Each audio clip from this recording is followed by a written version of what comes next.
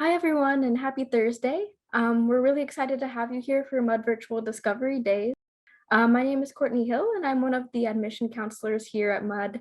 And today we're going to be hearing from some of our panelists that include administrators, some of our distinguished faculty, some staff and students. And they're going to just show you some of the stuff that there is to love about our school. I'm going to go ahead and turn off my video for now, just so I can sort of focus on the more behind the scenes features, but you will be seeing me later. So kind of going on to our next slide and how we're going to go through the agenda today. We're going to start with a Harvey Mudd overview, just some general things about the college. After that, we're going to walk onto our academics panel with some of our faculty. There will be a Q&A at the end of that, so feel free to share some questions during that session. Then we're going to have a little bit of a break. We're going to come back and talk about the community values here at Mud. Then the next session is going to be our admission and financial aid piece. That will be another opportunity for you to have some questions answered. And then lastly, we're going to end with our student live Q&A. So those are going to be breakout rooms where you're actually interacting with some of our students that we have here. So kind of to orient you to Zoom webinars, if you're not super familiar with webinars, in this feature, you actually don't have, you're not sharing your camera and you're not sharing your microphone, so you don't have to worry about that. You'll also notice that the chat has not been enabled for this.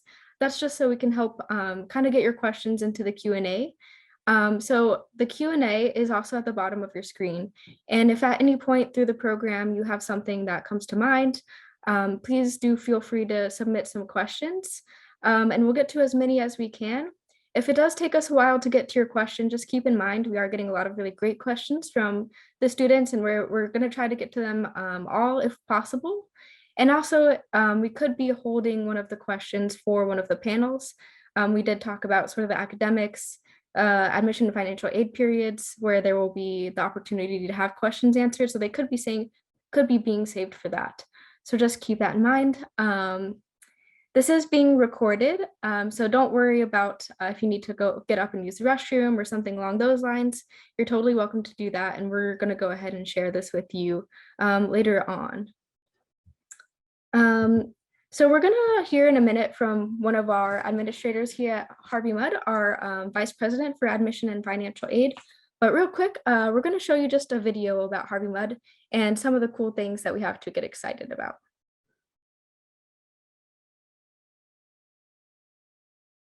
Harvey Mudd is on a mission to create new mathematical models that will help improve treatments for diabetes and cancer, to develop social robots that improve the human experience, to inspire social change by exploring great works of literature, to understand how air pollution impacts climate change so we can advocate for better environmental policies. Harvey Mudd is on a mission to build places that help us explore connections between theory and practice, cause and effect, ideas and individuals. to connect people who are committed to educating exceptional engineers, scientists, and mathematicians to become leaders in their field. To expand programs and develop new curricular approaches that give our students hands-on experiences while exploring the impact of their work on society. Harvey Mudd is on a mission to use colloidal physics to change the way we create materials. To increase productivity for companies around the world. To understand how simple creatures like ants and bees can work together efficiently to solve complex problems. With your help, Harvey Mudd is making headlines. Making history, making progress. Harvey Mudd is still on a mission. And together, we're changing society through STEM education.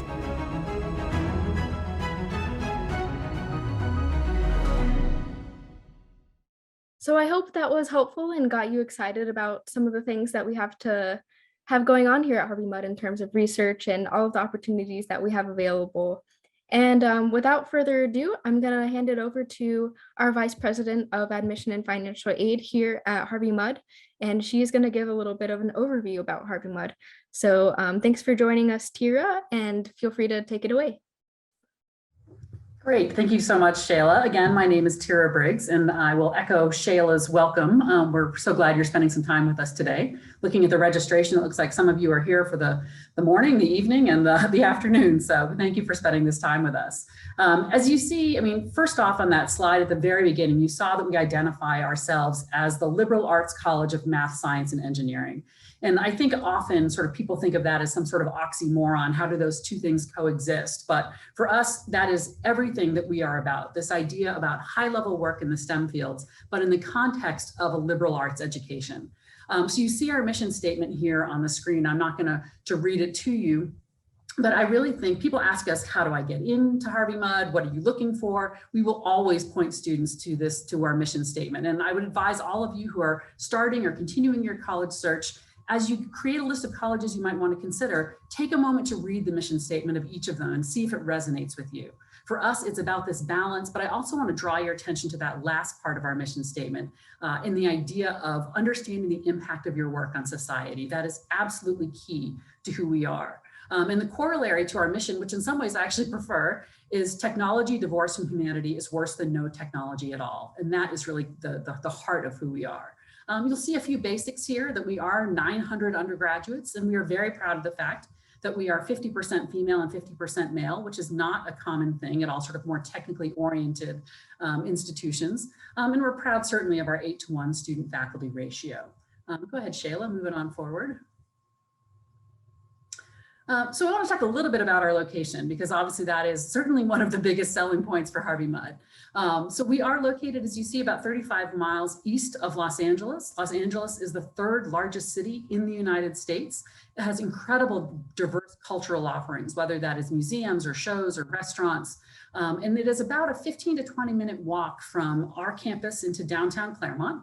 And from there, there's a train that will take you into Claremont pretty much every hour, so students can take full advantage of that.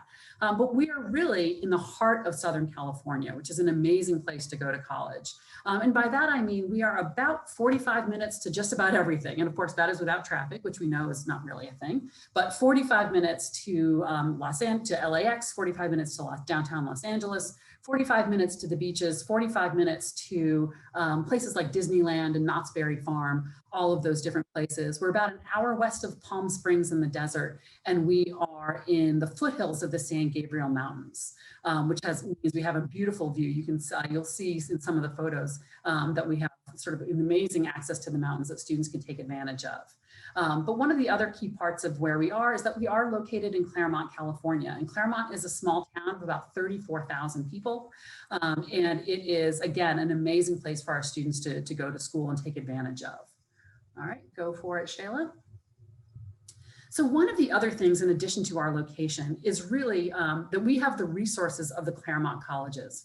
Now, the Claremont colleges, for example, we are the only planned college consortium in the United States. And that means that we can really give you the best of both worlds, meaning all of the advantages that you will hear about from any other small liberal arts college, getting to know your faculty members well, 8 or 9-to-1 student faculty ratios, average class sizes of about 15 to 18.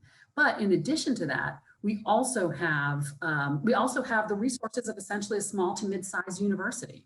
So we share things where it makes sense to share: the library, campus safety, the counseling services, medical services, all of those things are shared. But we each have our own colleges, our own dorms, our own admission and financial aid offices, and our own boards of trustees. You can see the 5 colleges there. Altogether, 6,000 undergraduate students. And so that means that even though we may be the smallest at 900, across the street there are 5,000 additional students. And that whole area that you see there on the map is only 1 square mile, meaning that to walk from Harvey Mudd, which is the furthest northern campus, to Pomona, which is the furthest southern campus, if you walk slowly, may take you about 15 minutes. You're just crossing some of the streets in Claremont. We also share things like clubs and organizations, about 250 or so clubs and organizations that students can take advantage of. Your ID card that gets you into the dining hall on the Harvey Mudd campus will get you into the dining halls on any of the other college campuses. It really means that the students follow the good food around. They know that, Monday night is steak night at Harvey Mudd, Friday night is sushi night at Scripps. I will say that Harvey Mudd and Pitzer have the highest rate of import into our dining hall, so we'll take that as a vote of confidence in our food. In addition to that, we combine in a kind of an odd way for sports. You might think we would have one team or five. Instead, we have two. The students from Harvey Mudd, Claremont, and Scripps combined to make a team called CMS, and our arch rivals are Pomona Pitzer. We are all Division III in the NCAA and have about 21 different sports for men and women. But the most important way in which you interact is academically.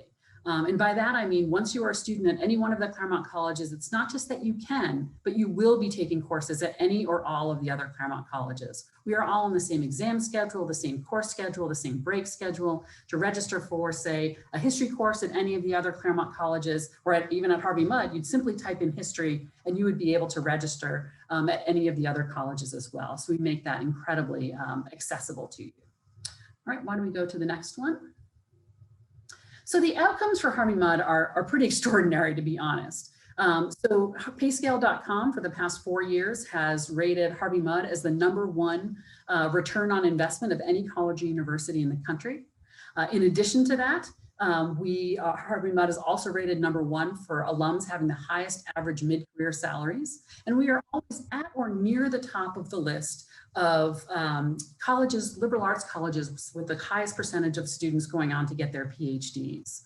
You also see there the median starting salary for the class of 2020. It's over $112,500. And, you know, of course, you might assume that. We are a math, science, and engineering institution, and so often those are more sort of highly paid positions.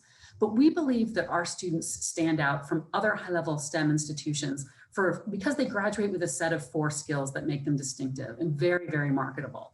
One, they know how to write. You're going to hear more about that from our professors, but we make sure that writing is part of all of the courses that our students take, and it's not relegated to the non-technical fields. It's going to be everywhere. In addition to that, our students know how to work across disciplines, both because of our core curriculum, which again, you'll hear more about in a moment, and also because of our general engineering program. Third, they know how to work together, to collaborate. Harvey Mudd is all about collaboration over competition. So they know how to lead teams and be a contributing member of a team. And finally, probably most importantly, our alums know how to communicate. We hear all the time from graduate programs and employers of Harvey Mudd alums that they're known as the translators in their field. They can not only do the very high-level technical conversations you would expect, but they can also translate the work they're doing for someone who may not have that same background. And that is absolutely crucial. You can be as brilliant as you want. If you can't communicate your ideas, if you can't work as part of a team, if you can't share that through writing and collaborate, that's not going to matter. So we hope that from the rest of today, you're going to get a sense of what a remarkable community this is. This idea of a balance of high-level work in the STEM fields in the context of a liberal arts education.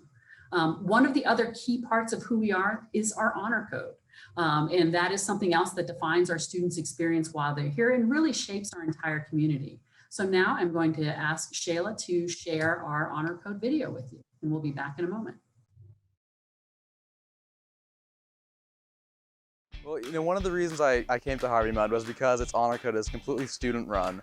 And at a different school, perhaps the administration and the faculty wouldn't be so quick to send tests home or let you into the buildings. But at Harvey Mudd, it really says something about a college that the administration lets the students enforce their own rules. I've benefited from the honor code because it allows me to have take-home tests. So at most other colleges, you would be stuck at a 200-person lecture hall, staring at the person next to you who's scribbling way more than you ever could and you ever knew about the problem.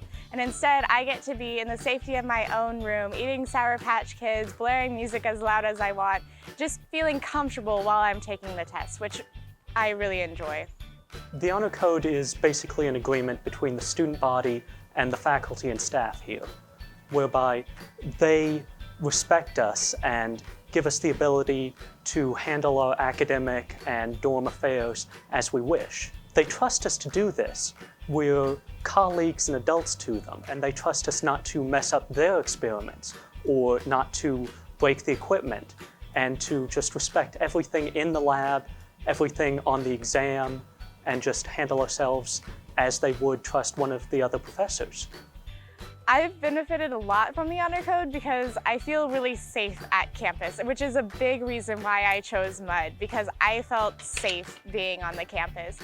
So the honor code is basically a set of rules that were student created and are student run.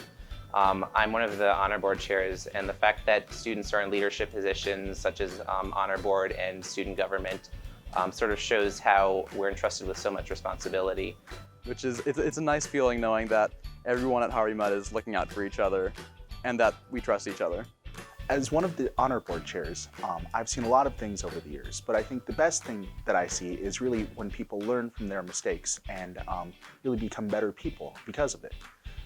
For example, people would come in, say doing, having committed some infraction or broken a rule, and we talk it over. And by the end of this conversation, they leave, knowing not only what they did wrong, but also what they can do in the future that would prevent them from making the same mistakes. And for me, that's really what the honor code is all about.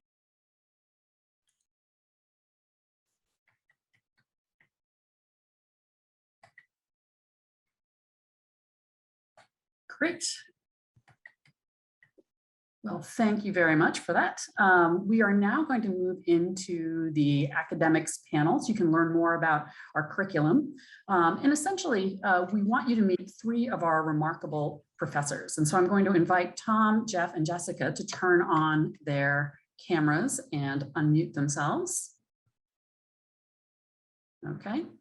If we could take it off spotlight for right now, that would be helpful so we can see everybody. Tom, right now I'm seeing you, Tom. That's wonderful, but trying to make sure everyone else is on. Tell me how to take it off spotlight. Oh, I think you're good, Tom. I think it's being okay behind the scenes. Well, while we do that, I will introduce you. So we have Tom Donnelly, who is the chair of our faculty and also a member of our physics department. We have Jeff Groves, who is a professor of literature at Harvey Mudd, and Jessica Wu, who is a professor in our computer science program. And so essentially what we're going to do is we're going to have an overview of our core of your humanities, social sciences, and arts department, as well as learn more about research in the majors at Harvey Mudd. So I will turn it over to Tom to start. Thanks so much. All right. Thank you, Tira. Thanks for having me. Welcome, everybody. Again, I'm Tom Donnelly. I'm the chair of the faculty at Harvey Mudd College, and I am the physics department. Wanted to talk to you a little bit about our core curriculum. So as I hope you guys all know, Harvey Mudd College is a liberal arts college, which has a focus on STEM education. So what exactly does that mean? What does it mean to be a liberal arts college with a STEM education? I think that the answer to that is captured largely in our mission statement, which Tira put up on a slide a few moments ago for you. And if you haven't read it, you should. We take it very seriously here. Many people make reference to it throughout talks like this. It's a very important touchstone for all of us. And what it means for us in our curriculum is in part shown here on this slide. And what you see is I would highlight the left panel where you see that roughly a student can expect to spend about 1/3 of their time in classes in their major. So if you're a computer science major, about 1/3 of your classes will be fulfilling the major requirements for computer science, say. 1/3 of your courses will be in the humanities, social sciences, and the arts. That's an area of study that we take very seriously, is called out explicitly in our mission statement, and helps make us a liberal arts college, something we value a great deal. And another 1/3, roughly, is our core curriculum. And I'm going to say a little bit more on the next slide about what that core curriculum is. What you can see here on the right panel of this slide is that you will spend about the first 3-ish semesters of your time in our core curriculum. It's our introductory sequence of courses where we have each department has at least one course over that 3-semester period where you will be introduced to engineering and math and physics and biology, and chemistry, writing, HSA courses, etc. And then during that time, you'll slowly get more and more elective choice. And then ultimately you'll move into the majors, electives, HSA, as you can see in semesters 4, 5, 6, 7, etc. on the right panel. Can we go to the next slide, please? Here you can see in a little bit more detail what the core curriculum is for us. So one of the exciting things for you guys, perhaps, especially for us, is that we have a brand new core curriculum. We've spent the last 2-ish years fleshing out a curriculum that was voted in by the faculty about 2 years ago. And so the class that enters in the fall of 22 will be the first class to sort of begin this new core sequence. And we're super excited about it. You can see here semester 1, S1, semester 2, S2, etc. And so you see in the first semester and the second semester, you're taking 4 courses and 1 lab in each of those terms. And then by the third semester, you're taking a lab, you're taking a core course, systems engineering or E79, and then the elective choices start to roll in. And I would highlight in that first semester, you can see on the bottom of the panel on semester 1, you'll see a writing course. This is a really interesting course in that it's taught by faculty from across all the disciplines. Every student takes RIT 1, this writing course. It's co-taught by 2 faculty, typically from a different department. And all of the assignments, more or less, are sort of orchestrated in the same way across all the sections of this course, but each one is taught by a different set of faculty with a different theme. And it's a very high touch, interesting sequence. But again, as Tira was pointing out earlier, we value writing skills a great deal, and this is part of our curriculum. Another thing I want to highlight in the core is in the 4th semester, the last sort of Harvey Mudd yellow course you see there is called Impact. That's a brand new course for us. So you probably didn't memorize this, but it turns out that in our mission statement, it ends by saying, so that our students, quote, may assume leadership in their fields with a clear understanding of the impact of their work on society. And so the Impact course is a nod to that part of the mission statement. It's something that we've worked hard to do sort of implicitly in much of our courses over the years, but we've never really explicitly called out and answered that statement in the mission statement. We've never really directly addressed how are we actually teaching our students about the impact of their work on society, and what ways is that happening in our curriculum. And here, as part of our new core curriculum, we've called that out explicitly. We're in the process of developing courses for that now. Our first pilots will run next spring, and that's something that you could look forward to if you come into Harvey Mudd in your sophomore year. You would be part of this Impact course. So I think I will leave it with that and hand the baton to our next speaker.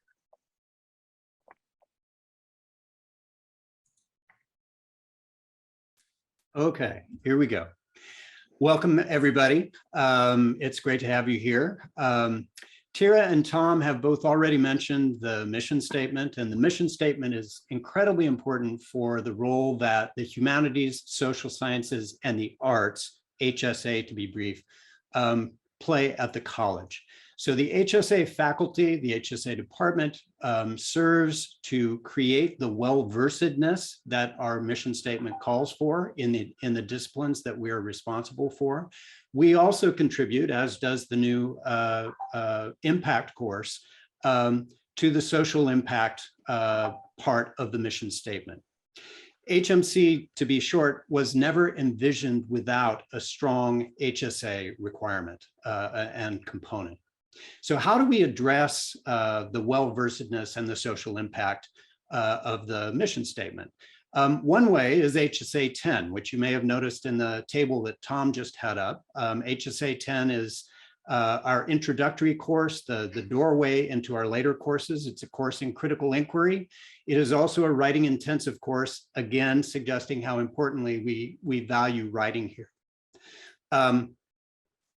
The HSA curriculum, which as Tom noted, makes up a large portion of the curriculum beyond HSA 10, is largely an elective curriculum. Let me tell you how it works. If you look at the kind of odd little table at the bottom left of the screen in front of you, you'll notice that there are 10 gold boxes.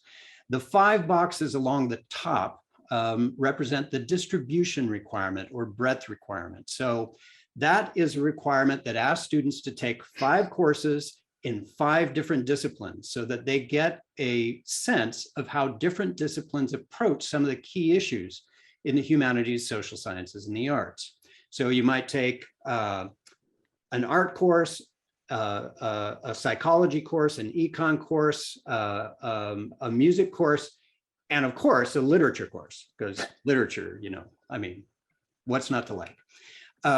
So that would complete your breadth or distribution requirement. Beyond that, there is also a concentration requirement. That's 4 courses in the same discipline so that you learn that discipline quite well. And so running with my previous enthusiasm, we could say that the concentration would be 4 literature courses, right? Because, you know, what's not to like about a literature concentration? The concentration can be, however, in many different areas. You'll see on the right of this slide that there is a table with 39 approved concentrations. Those are all of the different disciplines that are offered at the Claremont colleges. I'll come back to that in just a second. So with the distribution and the concentration, you've got 8 courses in total, and then there are 2 electives. You could spend those 2 electives on more literature courses, which would make sense to me, or you might take more art courses or psychology or sociology or anthropology, whatever it is that seems reasonable to you to fill out the rest of your work in HSA. Now, there are 2 other requirements. One is the departmental requirement. The departmental requirement requires that students take 4 of their 10 courses with HSA faculty members. And that's so that we can build a culture that's supportive of the humanities, social sciences, and the arts here on our home campus. The other requirement, you won't be surprised at this point to learn, is a writing requirement. So students need to take at least 1 writing intensive course beyond HSA 10. And that means taking a course that results in writing at least 5,000 words of finished prose. I want to reinforce what Tira already said about the consortium. The consortium is hugely valuable to the study of humanities, social sciences, and the arts. We have a brilliant faculty here at our college, but there are only 16 of us. And if you go to the other Claremont colleges just across the street, you can multiply that by 10 or 15, and you'll find tons of people that you would be interested in studying with. You can take courses with them. Most of our students take roughly half of their HSA concentrate or their HSA program at the other Claremont colleges. The other thing I'll make a plug for very quickly is study abroad. Study abroad is really, really important for HSA. There is nothing that really gets you at thinking about social impact better than going and living in another culture, another society for 4 months. And that benefits our role in trying to purvey a great HSA education. I will stop there and pass things on to Jessica. Thanks, Jeff and Tom. Hello, everybody. My name is Jessica Wu. I am in the Department of Computer Science, and this is my 8th year at MUD.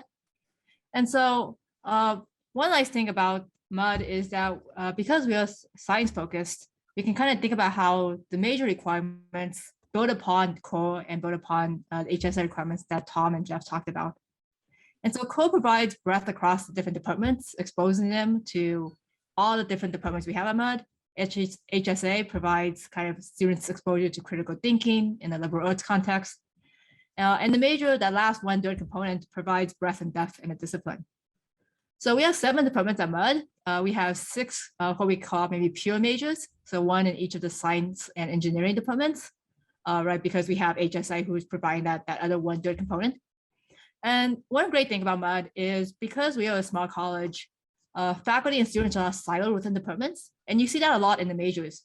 So in addition to biology, chemistry, computer science, engineering, math, and physics, we have 4 joint majors.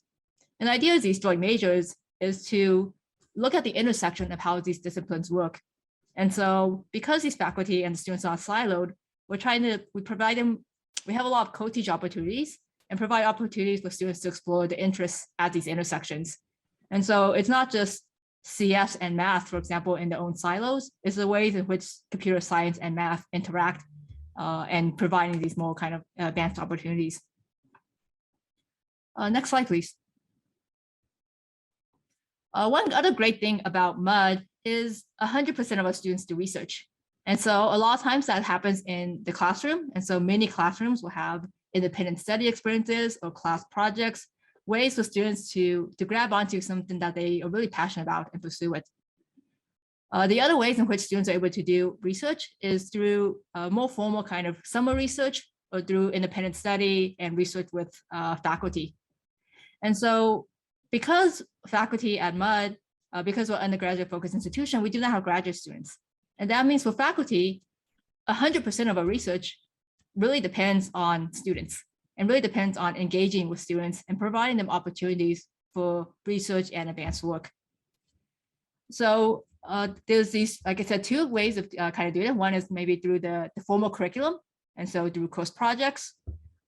Every major at MUD also has a capstone requirement. So this is this 1 4-year in their senior year.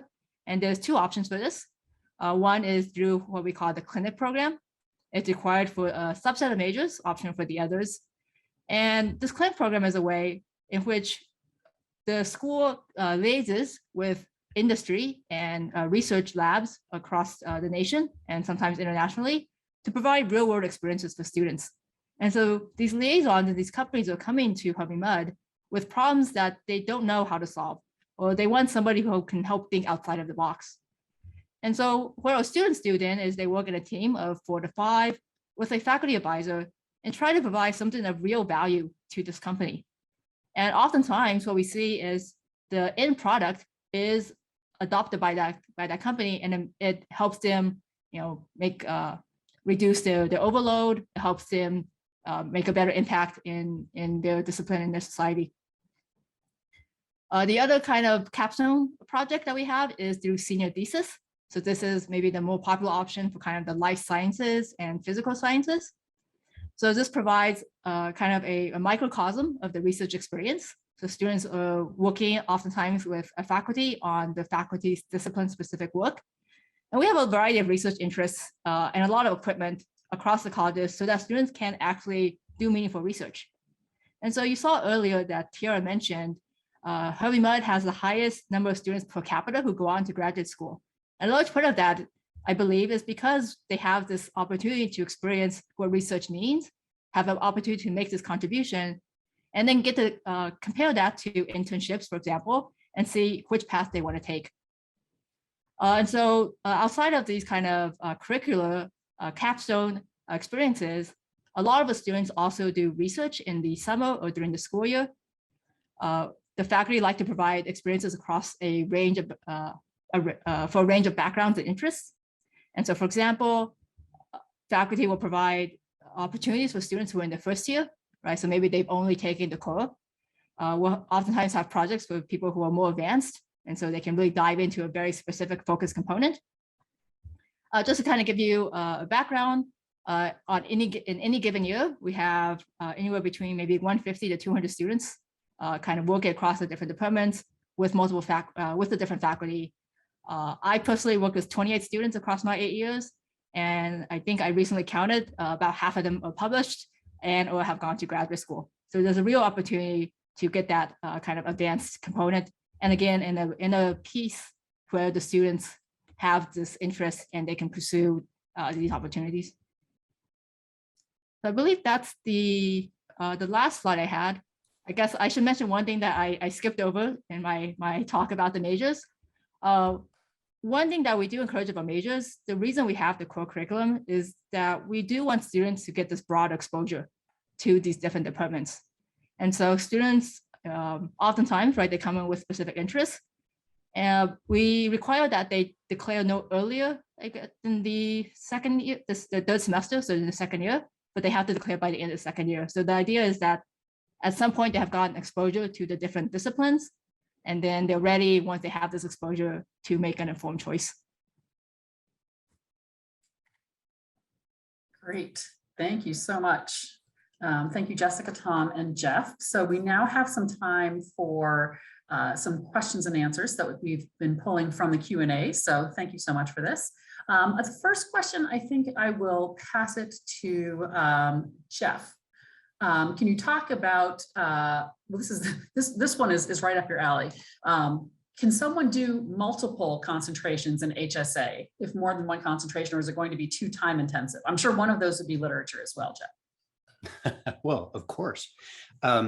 Yeah, you could do that. Some students do decide to spend more than 10 courses in HSA subjects. We have a number of students each year who will effectively complete a second major in another field at one of the other Claremont colleges. We also have students who complete the requirement for minors at some of the other colleges. So yeah, you could do that. It would come at the expense perhaps of electivity in some of the other areas of the curriculum. Great, thank you. Jessica, this one is for you. So for the joint majors, will there just be courses that individually address each topic area, or are there some courses that address both? For example, a single course that examines the intersection between CS and math, or one for CS and one for math? Great question, thank you. So I would say it runs the gamut. And so for these joint majors, certainly there will be courses that are also taken. For example, the CS math major, there's courses that are taken by people who are majoring purely in CS and by people who are majoring purely in math. At the same time, there's a lot of courses. So kind of what I was referencing before, these co-taught classes. For example, we have classes in the math computational biology major that are labeled as math computational biology and historically have been taught by a person in CS plus a person in biology, or a person in biology plus a person in math, to provide these complementing perspectives. That's great, thank you. And Tom, I'm going to go out on a limb, and I think this one's for you. Does the physics department at Harvey Mudd explore particle physics? And if so, what level of math is typically required for such courses? Yeah, we definitely try that, Jeff or Jessica. Yeah, we have a half course that is in particle physics, and that's typically taken by somebody in their junior or senior level of the curriculum. So typically that would be just physics majors. So somebody who's had the core curriculum in math, and then maybe 1 or 2 additional semesters of mathematics, Fourier analysis course, something like that, differential equations course. So a junior on that sort of track, perhaps a math major who had interest in that, depending exactly on who was teaching the particle physics course at that point. But yeah, we do particle physics. Great, thank you. How about this one, Jeff? Let's see, which one should we go to? If you want to double major in a major that's offered at one of the other Claremont colleges, would that be included in your HSA electives or count towards your major classes? Especially if there's limits on how many courses you could take at the other colleges, you could touch on that too. So if I understand the question correctly, if a student were completing the requirements for a second major at one of the other Claremont colleges, we would almost certainly double count a huge part of that as we ticked off the boxes for the HSA curriculum. So they would manage to complete a large number of that of the courses in that curriculum as they went through that second major. There would still be, though, about 4 courses that they would need for the rest of the distribution that they would have to take beyond that. But that's usually been for students who are really set on completing a second major. That has usually not been a problem. I am not sure what our double majoring rate is right now, but we usually have a few students each year who do that. So it's not uncommon. Great, thank you. Jessica, if you are interested in studying computer science but don't have any previous experience in it, can that harm your chances for admission or make it difficult pursuing the major once you're at Mudd? Do most computer science majors coming in have prior experience? Yeah, it's like, let me decouple, I guess, those two. One is Harvey Mudd's admissions do require background in calculus, for example, but there's no expectation of background in computer science. And so the way the computer science intro sequence is made is that we're trying to address the different ranges that we see. And so we have these 3 different flavors of computer science. One is for students with absolutely no background in computer science, and that's certainly the largest, it has the largest number of students in there. We have another maybe more advanced class for students with, let's say, AP computer science. And then we have a more advanced class that kind of combines the first 2. And so we're really trying to address this, again, broad range of backgrounds and experiences. But kind of entering the larger thing, it is certainly true that I would say the majority of the students come in without any background in computer science. And it's our role as instructors to, one, make you part of the community, make you feel like you can do computer science, that, you know, this can be a part of your identity if you would like it to be, and provide the community experience, provide the foundational knowledge so that you can succeed as a computer scientist if that is what you want to. Great, thank you. Tom, Does MUD accept dual credit or other college credits received in high school for fulfilling curriculum requirements? And I know it may differ from department to department, but Yeah, so I think that does differ from department to department, but I think the rough answer is no. We typically do placement exams in each of the departments. So if you've taken AP Physics, for instance, and you take the AP Physics C test or what have you, and you do well on that, that probably means you'll do well on our placement test. But historically, we found that the AP scores don't tell us very much about how effective a student's going to be in the class. So we do our own diagnostics. And so you can be placed out of classes based on those diagnostics. And I think that's typically how departments are doing that. yes, I like to say that we're equal opportunity stingy. We don't we don't offer automatic credit for just about anything, but because the departments are small, you have a chance to talk to the faculty members directly. Let's see. One question, let's see, there's a couple of really good ones here. Jeff, if we do enough HSA to get a minor or a major at one of the other colleges, how would it show up on our degree or on our transcript? It doesn't show up as a separate degree. It shows up as for a major anyway, as you having completed the work for the major at the other college. Harvey Mudd does not recognize minors, so while you can complete the work for a minor at one of the other colleges, it won't show up on your transcript in any way here. However, you can use your transcript to demonstrate what it is that you've done. Great, thank you. Let's see. Tom, could you talk about sort of independently designed majors and how that might work? Yeah, so we have a handful of students each year who do what's typically called an independent program of study, IPS. We also have off-campus majors, which is a separate thing, but an independent program of study would require that the student complete the core. And then, for instance, I'm overseeing somebody right now with Professor Lily Hawkins in the chemistry department, a student who's really interested in climate science, and we don't have a climate science department here yet.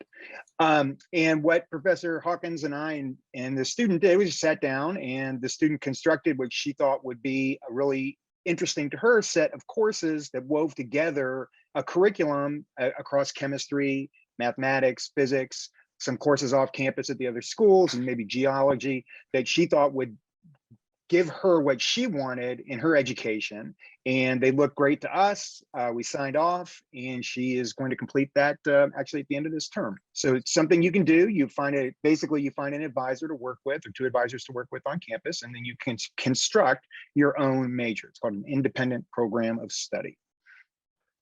Great, thank you.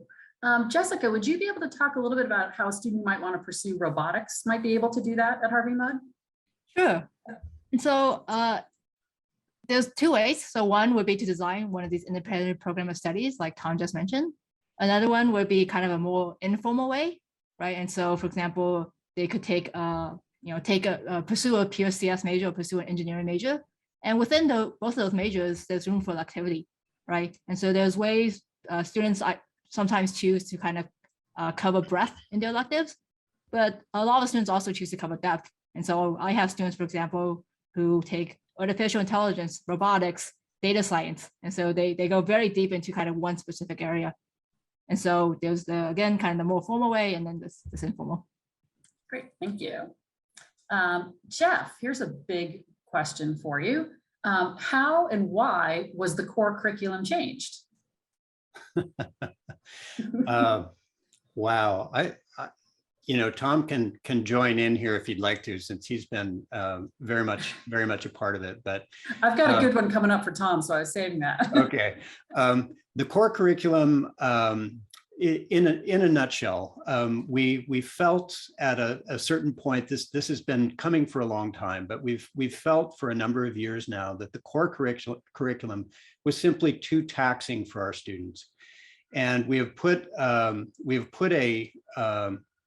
more of an emphasis in our current strategic planning for the college on the whole person at the college, on student well-being and student mental health, And the core simply seemed, not because our students couldn't handle any one of the individual classes, but they were having to juggle so many different pieces with the core that it was turning out to simply not be a good way of educating them. So we believe that in the core change that we've made, that we still get all of the educational benefit that we had out of the old core, but we've made that juggle much less than it was before, so that students are going to be much more able to manage their coursework and get more out of the coursework. And Tom can correct me if I'm wrong about anything there. Sounds right, Tom? Good. So Tom, if you do well on the diagnostic test and you're placed at a higher level class, what advantage does that bring at MUD? And are there diagnostic tests for all of the departments, all of the core classes? Let me see. I know there's diagnostics in physics and mathematics. Jessica, you guys do some sort of diagnostic to sort for the introductory computer science course. I don't want to say anything else about the other department. No, chemistry definitely has a diagnostic of some sort. So I'm not sure if everybody does, but most do. And the advantage, it's a double-edged thing. My advice typically to students is don't just rush into the next most advanced thing. As you're coming in as a freshman, you're probably better served, all in all, to sit through, I'm going to use physics examples since I'm in the physics department, to go ahead and sit through mechanics again. Even if you felt pretty good about it in high school, my guess is you'll learn some new things at Harvey Mudd when you take the mechanics again. And if it's not the hardest course in your semester, great. That means you have some more time to figure out how to get down to the village and do your laundry and see if there's anybody down the hall you haven't met yet or whatever. Those are good things. There's nothing the matter with that. So if you do want to take advanced placement, or maybe some departments will offer, like Jessica was describing, so you would still take the introductory computer science course perhaps, but you're taking a more sort of enriched version. So you might do something like that. Physics has some similar sorts of things where we have sort of more enriched versions of introductory courses. And if you decide to actually do neither of those, but take placement and move into a more advanced course, what that does is it essentially frees up a course for you down the road. So you now have a slot that's not being filled by, say, mechanics, and perhaps you'd like to take another course in something else you're interested in at that time. But for whatever it's worth, you want to talk to somebody on the faculty about this. But I think you should be very cautious about trying to get ahead. I promise you'll have plenty of challenge and lots of interesting things to do. And your freshman year is a good time to get your feet. There's a lot going on besides your classes in that first year, and it's a great thing to be comfortable in one of your classes. Wonderful. Well, I think that uses up our time. A huge thanks to Jeff and Tom and Jessica. Honestly, the reason students come here is because of our faculty, and our faculty are here because they want to teach. And they are continually doing research with our students as well, but the faculty are really absolutely the heart of who we are. So we are grateful for all of you for this afternoon and always. So thank you. And with that, thanks, Tira. Sure. I will turn this back over to Courtney. I want to echo Tira's thank you, and I want to thank you, Tira, also, as well as the professors Donnelly, Groves, and Wu. We are going to transition to something very exciting that has been added to our campus within the last year. Just give me a moment. Just note that this video was actually filmed during construction of the center, but it has been open since the fall opened. So it's been in use this whole time and has been very exciting and a very cool resource for our students. So let me get that pulled up.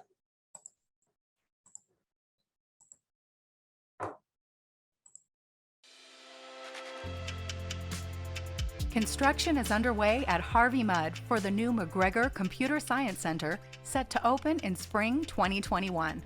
The centerpiece of this new outward-facing gateway to the college will be a state-of-the-art makerspace, accessible by all students and faculty from HMC and the Claremont colleges to gather, create, invent, tinker, explore, and discover using a variety of tools and materials in a multidisciplinary collaborative hub.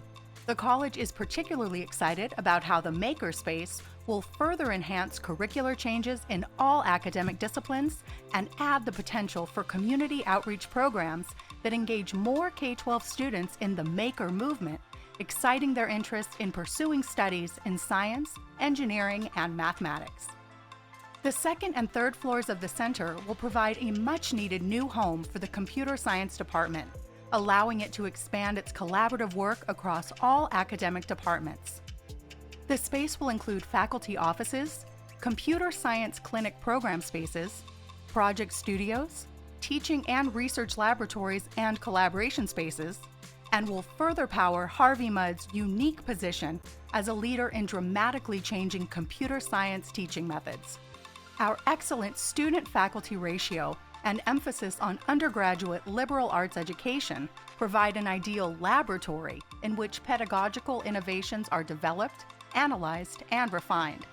Harvey Mudd is leading the way in changing how colleges and universities approach STEM education and, as a result, is impacting society by helping build a more capable and diverse pipeline.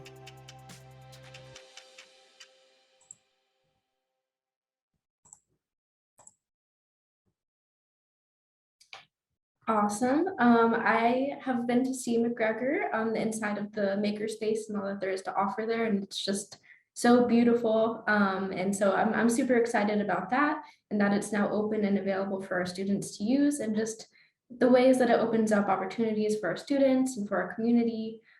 So I'm glad you got to sort of see that new aspect of campus. And with that, I'm actually going to transition us to a short break. We are going to resume at 4:55, so feel free to just go get a snack, go stretch your legs. Yeah, we'll see you at 4:55.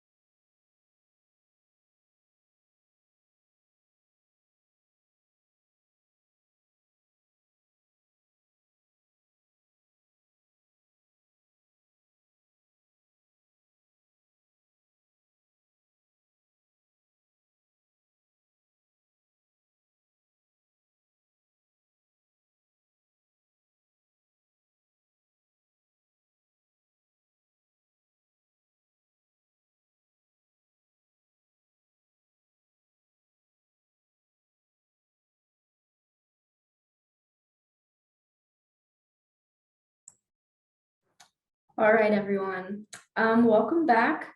I hope you all had a good break and maybe were able to go grab some munchies or just take care of whatever you needed to. We are now going to start our transition into a panel where I'll be speaking to one of our students, Nico, about MUD's community values. So Nico, thank you for being here. And I can see you just appeared, and I'm going to stop screen sharing so that I can ask Nico some questions. Well, hello, Nico. Thanks again for joining us. I am really excited to have you on our call. And yeah, can you start off just by telling us a little bit about yourself and what you study and things of that nature? Sure. So my name is Nico. I'm a senior at Harvey Mudd studying mathematics and computer science. My HSA concentration is philosophy. I'm from Montclair, New Jersey. I've also lived in Florida and Canada, outside of Toronto.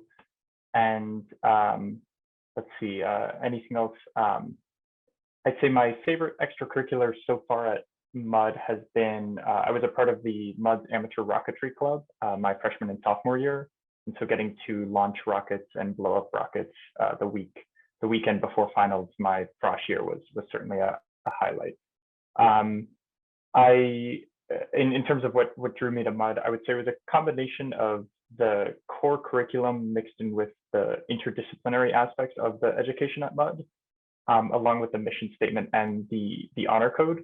I think both of those I saw all of those as similar in Mudd's focus on character growth and as well as fostering an environment and being very deliberate in the environment that we fostered. And so I think the honor code plays a significant part of that, about allowing students to kind of forego, and especially in our interactions with other students and with faculty, foregoing this kind of battle that some students and faculty seem to have at other universities, where there's like constant worry about cheating or competing with other people, things of that nature, and just really focusing on the relationships that you have and having mutual trust as the basis of your relationships has really, I think, allowed me to like focus on the learning and the research and the relationships themselves.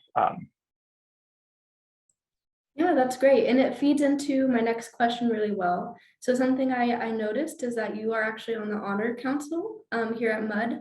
So can you tell us a little bit about like what the Honor Council is and what sort of things you do, and just like what you're made up of and that sort of idea? Sure. So the Honor Board at Harvey Mudd is made up of a few members of each class year. And those are elected members by your peers in your year.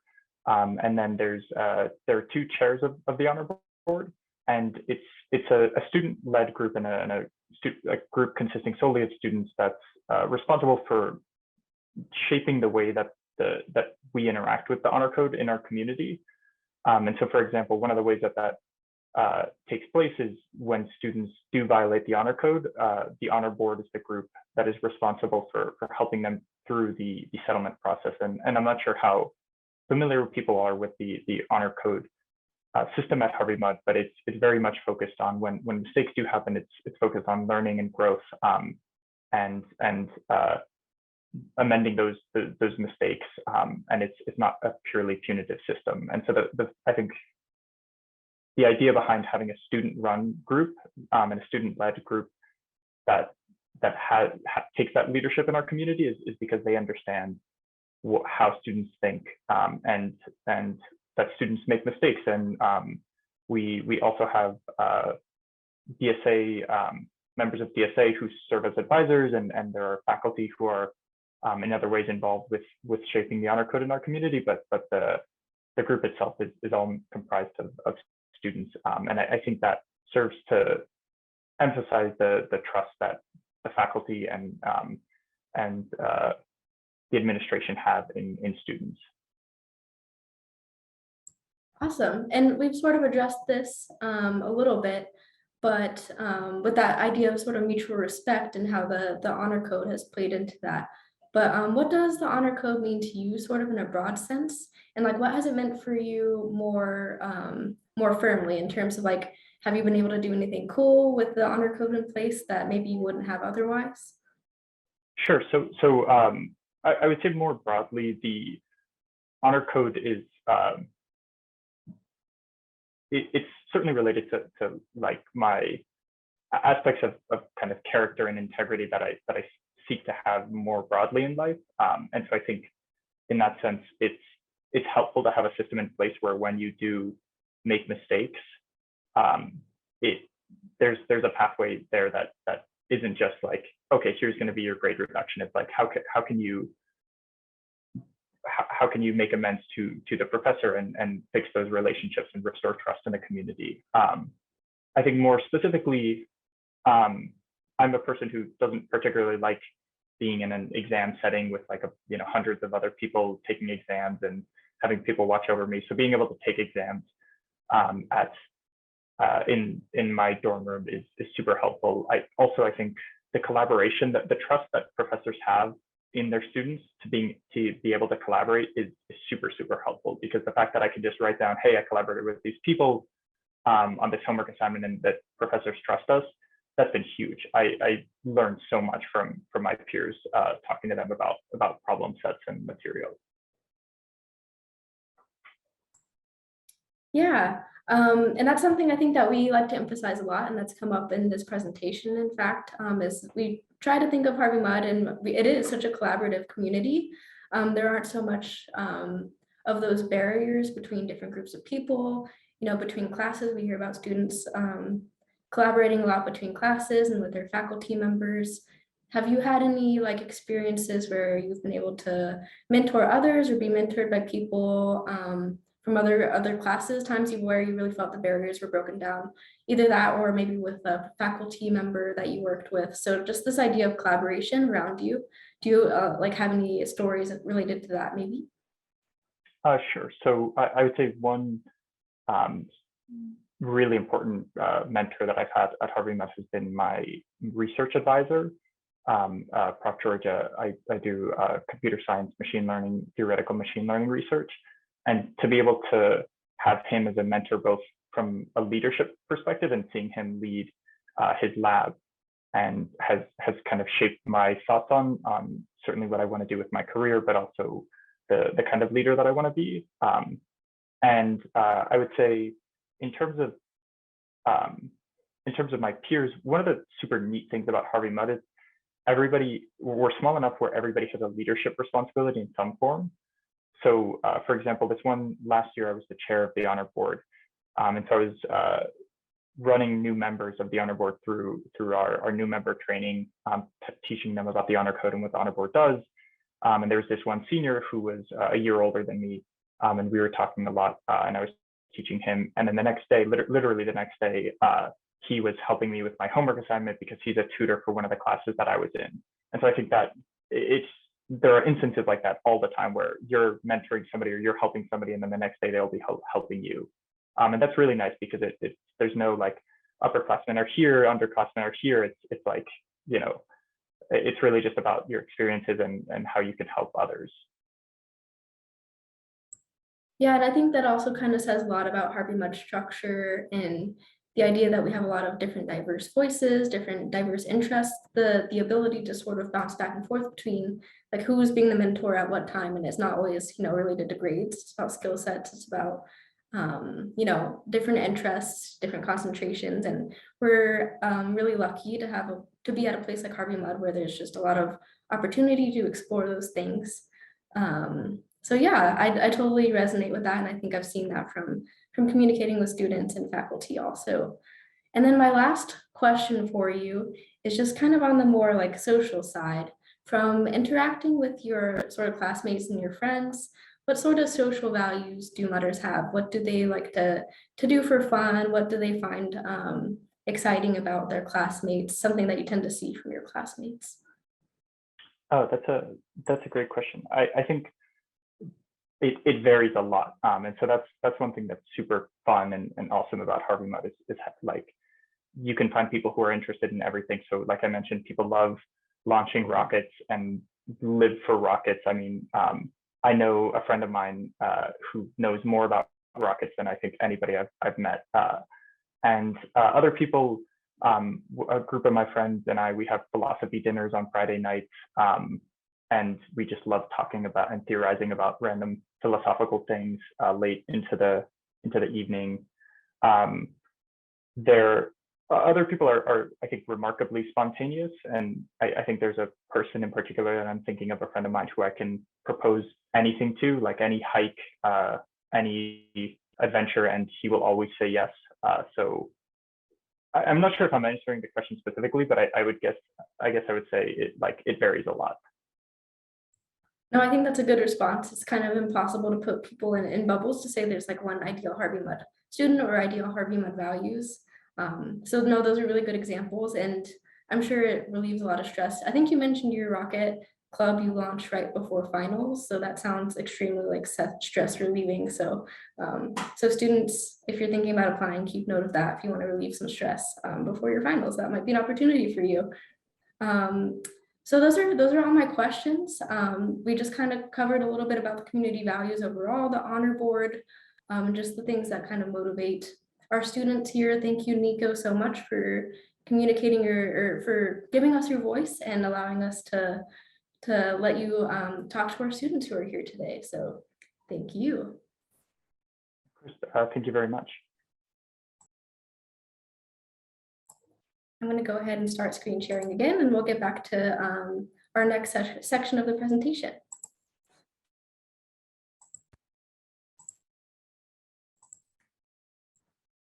And if you want to take it away, Tira, thank you. Great, thank you, Courtney. So now we're going to talk a little bit about admission and financial aid, and we're going to have some time for questions as well. If we can move to the next slide. There we go. So I'm not going to go through everything on this slide. What I want to say overall about admission is we hope that our application process and our admission process reflects all of the values that you've already heard everyone talk about. We are very specific in what we ask for because we know the kinds of students who we believe will thrive and find a community at Harvey Mudd. But there are a couple things here that I want to focus on that do make us different from other colleges. One is that we do require 2 academic teacher recommendations. That doesn't make us different. But what does make us different is that we require that one come from a math or science teacher and the other one come from a humanities, social sciences, or arts teacher. And we are very intentional about that because, again, back to our mission statement and that idea of balance. You'll notice here that we also require that all students, before they get to us, have already taken a year of calculus, a year of chemistry, and a year of physics. We do not dictate at what level those courses are taken because students are coming to us from all over the world. But what that allows us to do is essentially ratchet up the start of that core curriculum that you saw earlier, meaning that you're not going to spend your first year at Harvey Mudd recreating whatever it is you're doing in your last year of high school. So that basis is important. I will say very occasionally we will admit a student conditionally, meaning if they are missing one of those areas for whatever reason. If we decide we want to admit the student in any event, we will do so on a conditional basis, meaning that we expect them to take, we require them to take that missing class before they get to us. So usually the summer before they start at Harvey Mudd. Another thing I will highlight is absolutely our testing policy, which, like the rest of the world, has changed in the past year. So we are SAT and ACT optional. And that is true for this last year's class. It is true for the current seniors. And we just announced this week that will also be true for the students who are currently juniors in high school.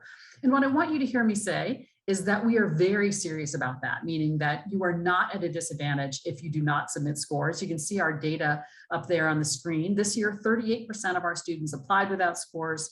39% of our students were admitted without scores, and actually 39% of our current first year class came in without scores. So that is absolutely key to our process. And I will say that the testing is not the be all end all of our process. It wasn't before, it is not now. We are very holistic in how we look at everything, meaning that we read everything that you send us. We do ask you that you stick to the requirements that we ask for. We do allow one additional teacher recommendation, not one additional recommendation. It could be from whomever you want it to be. And we will look at that, but we ask you not to try to inundate us with a lot of other recommendations, largely because we know how much time we have to get through the applications, and we want to make sure that we're being as fair to all students as possible. I know there was also a question about it being admitted, whether we admit to the major at Harvey Mudd, and I'll talk about that before I talk about financial aid. And the answer is no. As you heard about, we have a core curriculum, and we do have this policy that you cannot even declare your major until the end of your first year, and must do so by the end of your sophomore year. We do ask you what you are interested in studying, but it is not something that absolutely guides our decision. There was a question about whether computer science, it's harder to get in. I will say what we're looking for with computer science is, are you the kind of computer science students who would be happy at Harvey Mudd? And by that, I mean, you need to want to do everything else we do. You need to be as excited about your work in the non-technical fields. And you need to be excited to study broadly in the STEM fields as well, and not just in computer science. But in general, you can tell us what you want to study, but you are absolutely free to choose to change your mind. You'll see that we have 2 rounds of early decision there, early decision 1 and early decision 2. There is no difference between those 2 rounds. It's just a matter of when students make the decision that Harvey Mudd is their first choice. And it is a binding decision, meaning that if you're admitted to the college under early decision, we expect that you'll withdraw your applications to other schools. Next slide, please. Just a couple of things to highlight in financial aid. A few key policies that we believe make the Harvey Mudd education accessible to everybody. One is that we are need blind in our admission process for our domestic students and our permanent residents, meaning that we make all of our admission decisions without any knowledge of a family's financial circumstances. And even more importantly, perhaps, is that we meet 100% of demonstrated need for all of our admitted students, both domestic and international students. We have merit-based aid and need-based aid. Most of what we offer is need-based, but we do have merit-based aid as well. Essentially now probably 8 or 9 different kinds of merit-based aid, most of which all students are considered for. You do not need to apply. But as you see on the screen there, 3 of our merit aid packages do require applications, which are due after your admission application. Both of our robotics scholarships do. And then we have something called the President's Scholarship, which is geared towards students traditionally underrepresented in science, technology, and math. For us, that includes women, even though women are not underrepresented at Harvey Mudd, but they are in the field as a whole. That includes Black, Latinx, and Native students. It includes first-generation students, students from rural areas, students with disabilities, and that is a full tuition scholarship for all 4 years at the college. And so we encourage you to consider those as well. And the last thing I'll say about financial aid is that you'll notice there on the screen, we have a 0% default rate for our loans. And essentially what that means is I've shared with you the earning potential of our students, and it really means that our students do not struggle in the same way to pay back those loans, which are usually the bare minimum of loans that the federal government allows us to package students with. So that's a little bit about financial aid. So why don't we now move on to questions and answers. Let's see if there are some here. Let's see. Here is a question. Would you recommend a rec letter from junior bio teacher for a science rec requirement or sophomore physics teacher? In general, we're going to leave it up to you which recommendations you're going to submit. Normally, there has sort of been in some ways unwritten, sometimes written rule in the admission process that you're often better off sending us recommendations from your junior and senior year. That I will say, I think is definitely changing a lot over the pandemic, given how students have been educated. So I think it's really whoever you think is going to be able to tell us about you as a student. I would add that you don't necessarily have to only choose people who have given you A's. Sometimes students in whose class you might have struggled more, they have more to say about you. But I really think junior or senior or junior or sophomore is up to you. I would encourage you to not have more than one recommendation from a sophomore teacher. We do want to hear from some of your more recent teachers as well. Another question, can a regular decision student switch to ED 1 or 2 before the deadline, and how? And the answer is absolutely yes. You could actually switch before even after the deadline, but before we release our decisions, depending on when that happens. Essentially at that point, if you have applied as a regular decision student and you want to change to early decision, you simply just email us and we will make that change in our system and read your application accordingly. Question, do you need to fill out the FAFSA or the free application for federal student aid to be considered for merit aid? The answer is no. We will make all of those considerations without using that. Let's see. I know this is a rather general question, but how can I boost my application as a homeschooled student? We have many homeschooled students who apply every year. And in many ways, I mean, we're going to be considering all of the same things that we consider for any of our other applicants. But normally the most important part that will make a homeschooled student a little bit different is to have a really carefully laid out transcript that makes it clear where you took the classes that you took, if there were certain tutors that you used, or if you took them at local community colleges, or if it was home study, as clearly as you can lay that out for us as possible. And also a framework of your decision to be homeschooled. It's also always a fascinating thing for us, but I think homeschooled students are certainly not at any disadvantage in our process. Another question, are admissions restricted to fall semester start, or do you have spring semester start as well? Great question. We actually only have fall semester as a start, and that is because of the core curriculum that you saw. Once students have entered in that core curriculum, they are following that core curriculum, so we don't have a chance to really change things partway through into the second semester. Let's see, what kind of aid is available to international students? We do have limited need-based financial aid for international students. As I said on the previous slide, we are need aware for our international students. It is no reflection of how much we want international students at Harvey Mudd. It is more so because when we admit a US citizen or a permanent resident, we also get some help from the federal government in the form of loans and sometimes grants that help us offset that cost. But when we're reading for international students, we know that we are going to be funding students completely. So it's a more limited budget. But we do have limited need-based financial aid for students. We also have several of our merit packages that international students are eligible for as well. And we even have one or two that only international students are eligible for. And it's not something you need to apply for. So there is international aid available. It is, there goes my light. It is a more competitive process in that way. Let's see. Is the application process any different for students that took a gap year, graduated this May and applying this fall? It is not, actually. It is a very similar process. We had a number of students last year who deferred due to the pandemic, but the admission process is exactly the same. The only difference is that we're going to obviously be interested in how you spent that year. But other than that, the process will be exactly the same. Let's see. Okay, another question. I'm interested in the math major at Harvey Mudd. Our high school highest math course is Calc 3/differential equations. Due to scheduling, the highest math class I could take is BC Calc. Will that hurt my chances? No, it will not hurt your chances. We require calculus. And that's what we're going to base our decision on. Obviously, we pay attention to the rigor of a student's curriculum. But if you feel strongly about it, there is that additional information section on the Common and the Coalition application, which are the two applications we accept. And you could use that to explain that situation and say, this is the course I hope to take, but I didn't have room to take it in my schedule. But you will not be at a disadvantage if you've gotten to Calc BC. That's certainly a rigorous course as well. Next question, is the FAFSA, or free application for federal student aid, only for students who apply for financial aid?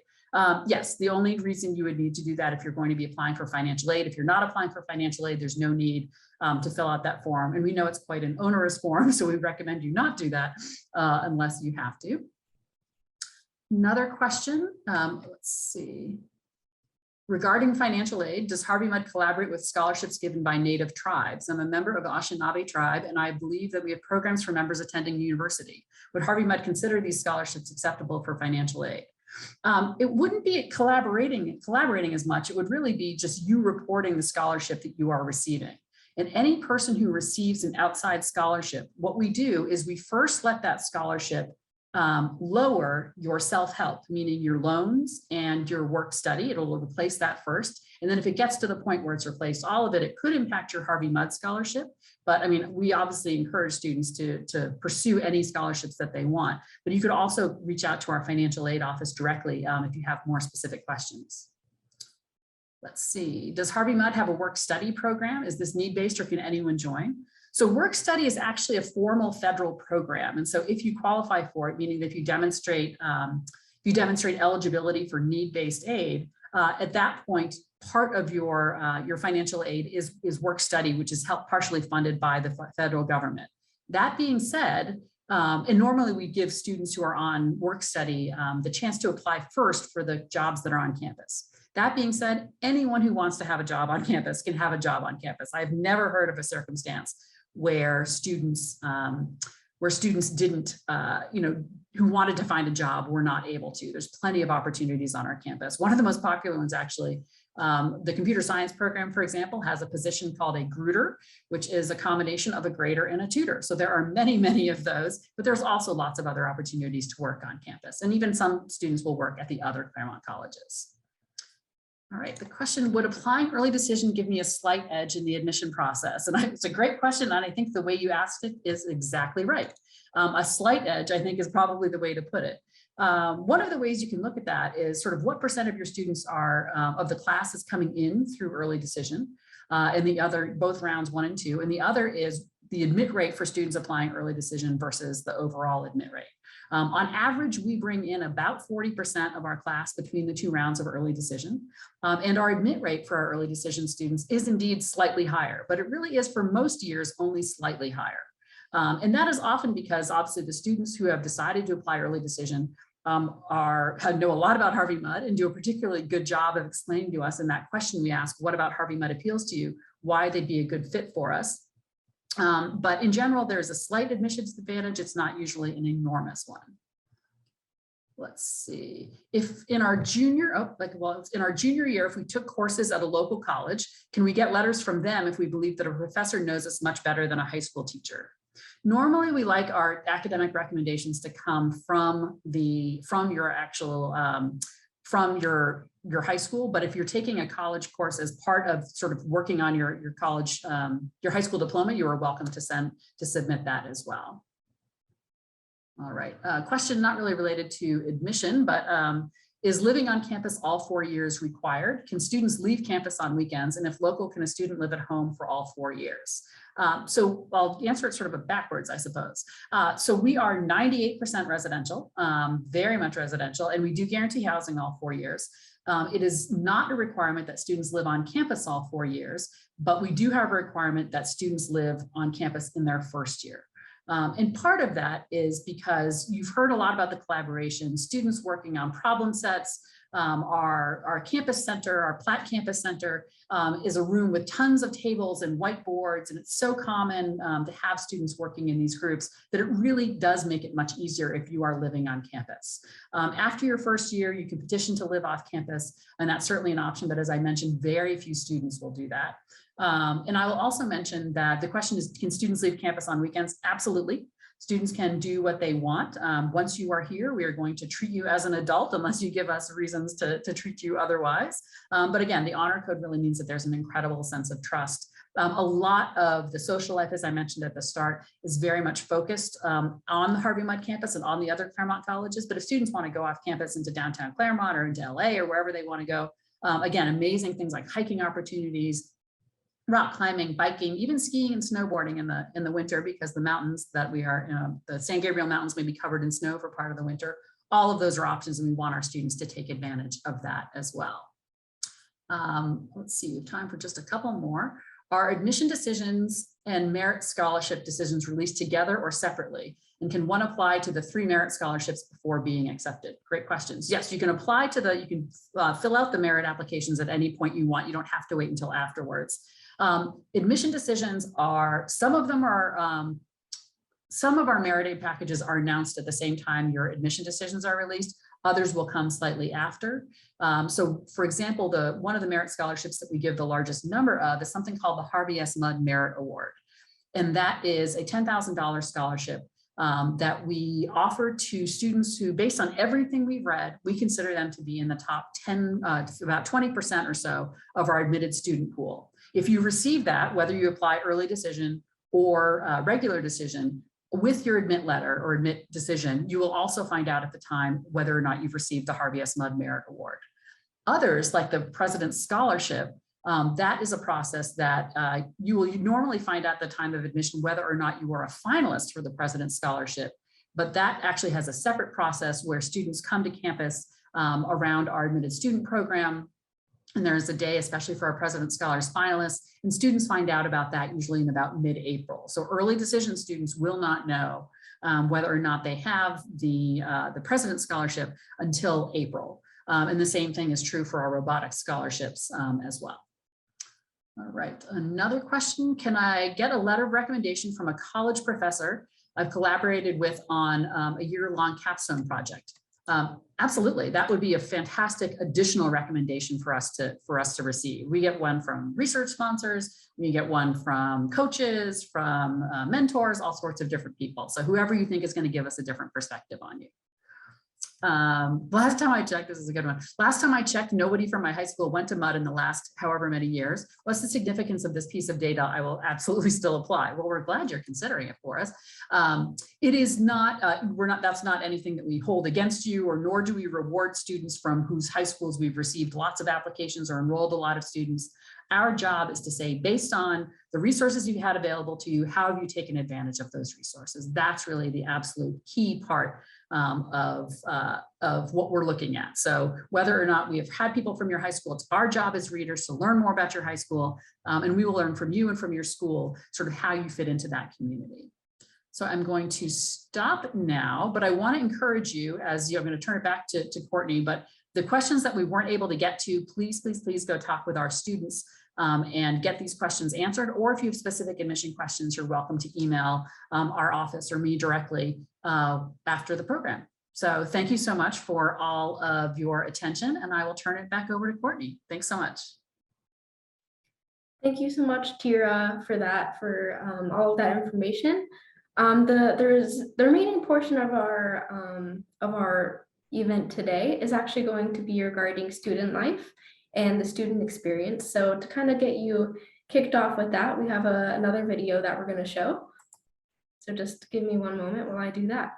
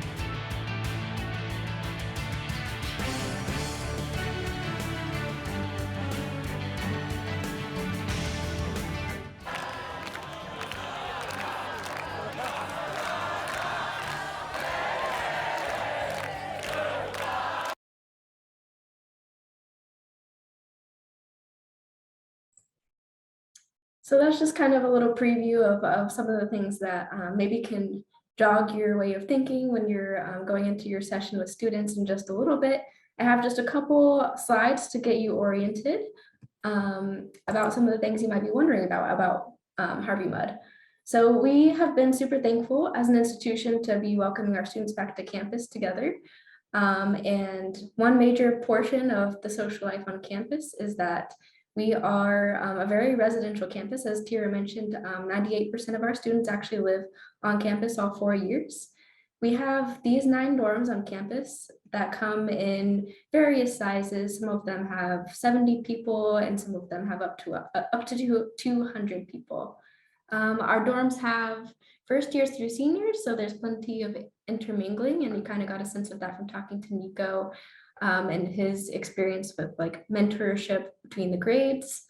And these dorms are like a big part of the social experience on campus. So in addition to housing the students, the individual dorms can also have events. They can have events aimed at the residence hall specifically. They can aim it at the broader Harvey Mudd community, or in a regular year, not in COVID years, we could even have it available to people from the other 5 Cs if the dorm is interested in doing that. So that's one major aspect of student life. Another one is just that there's just so much to do on campus. In addition to the sort of academic support that students receive that we touched on a little bit earlier through the academic panel, another aspect is that the Division of Student Affairs is going to help ensure that you're really getting the support that you need as a student. They're going to make sure you're having a good time socially, residentially, and in your community life as well. And there's just really so much to do here when you're thinking about Harvey Mudd and its relationship with the Claremont colleges in Southern California, from clubs and events to sports, or whether you're just kind of going out into the village and exploring Claremont itself. You're just always going to find something that you can get involved with, which I think is very exciting. So kind of transitioning us into our breakout rooms in just a moment. As we get into the final session, I want to remind you that we're going to have a break. So we're going to actually separate, and you can take about 5 minutes to go ahead and get into your sessions. So to access the sessions, what you can do is the links to your breakout rooms were posted in the chat. So you can access them that way, or you can utilize the web link that you used this morning to access this session. So they're split up by last name. So if you have a last name A through L, you're going to be joining Jenny and Tona. And if you have a last name M through Z, you're going to be joining Eric, Ingrid, and Nico. And Nico is the same that we heard from earlier. So you'll get to see him again. We hope all of this has given you a better understanding of Mudd. We really want to emphasize the importance of connecting with Mudd students as a way to figure out whether you feel like you're a good social fit. And you can do that through these breakout rooms in just a moment, or you can just join us on Discord or Instagram, TikTok. We have some of these resources posted here in our chat in just a moment too, of ways that you can access us. Yeah, so the last things I want to bring up, you're welcome to sign up for an online alumni interview. Here is this link for that. Or just take a tour of campus, take a tour of the whole 5 Cs, which is the whole 5 bodies of Claremont colleges, and just kind of explore and get a sense of whether you're interested in this. So yeah, just navigate to your links, and I hope you'll join us within the next 5 minutes or so. Thank you so much for being with me in this main session.